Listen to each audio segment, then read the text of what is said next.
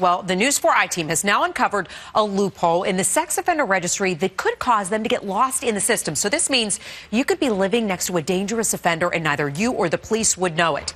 The I-team's Paisy Chang is here now with the information that you need to know, Paisy. Well, Natalie, people, especially those with families, rely on the sex offender registry to make informed decisions. But there are a number of homeless sex offenders who aren't required to report any address or location. So who's in charge of monitoring them? Well, as we found out, that all depends on where you live, and it's not reassuring.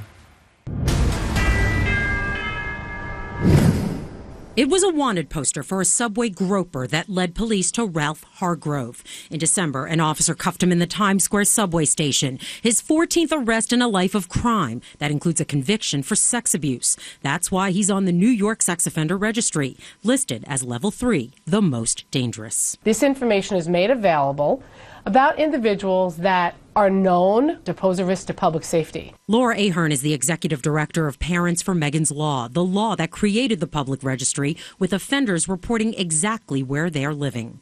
The community uses a registry to make important decisions about how to protect themselves and their children. Which is why Ahern is livid about what the I-team found in Hargrove's case. Soon after he pleaded guilty and got a sentence that involved no jail time, he changed his address in the sex offender registry from this building on West 112th Street to one word: homeless. I don't think that's safe at all. Janelle Ahil, who lives near this building, couldn't believe that can happen. People need to know who they're living next to.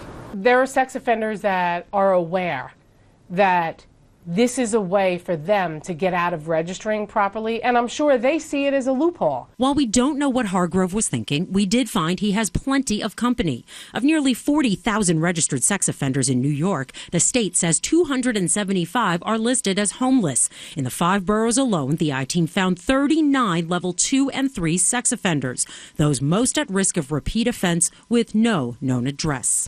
The I-team has learned it is not a crime to report oneself as homeless and not provide an address or a location. But who's keeping track of them in those situations? The state says it's up to local police and the offenders themselves. Josh Goldfein is a lawyer for the Legal Aid Society. Law enforcement and City of New York knows where most of these folks are and could track them if necessary. According to the NYPD, being homeless doesn't trigger any additional monitoring, but they say level 3 sex offenders must check in with police every 3 months. Assemblyman Dean Murray says that's not nearly enough. We need a more timely system. Murray has introduced a bill that would require homeless sex offenders to provide a description of their location every 24 hours to law enforcement. We need to verify where they are, and then it needs to be up on the registry. Because some of these people are jumping from place to place. We found Ralph Hargrove was certainly on the move. Soon after changing his address to homeless, he tried to rob an MTA bus driver at knife point on 5th Avenue. Police eventually tracked him down back at 112th Street, the address he'd erased from the public registry.